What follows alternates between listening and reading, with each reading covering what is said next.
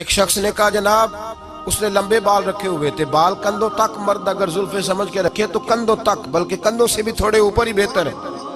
कंधों के नीचे यूं बाल लटकाए हुए। आला हजरत रहमतुल्लाह ताला अलैह की खिदमत में हाजिर हुआ तो आपने फरमाया बाल कटवाओ, कंधों तक जायज है। कहने लगा मेरे पीर ने भी रखे हुए। तो फाज़िल बरेलवी ने एक जुमला कहा, और आज जितने ये जुमला याद रख लें और सुनाए उन लोगों को जो भांत भांत की बोलियां बोलते और हमारे खाते पढ़ते। कहा जी मेरे पीर ने भी रखे। एक जुमला आला हजरत का हजारों लेक्चरों पर भारी है। फरमाने लगे क्या कहा, तेरे पीर ने भी रखे? फरमाया शरीयत नबी पाक की चलेगी, तेरे पीर साहब की नहीं चलेगी। शरीयत रसूलुल्लाह सल्लल्लाहु अलैहि वसल्लम की चलेगी, तेरे पीर साहब की संभाल के रख। अगर तेरे पीर ने रखे हुए तेने कटवा, वो फेले हराम करेगा तो तू भी करेगा। बिल्कुल किसी सूरत भी दुरुस्त नहीं है, मना फरमा दिया 100%।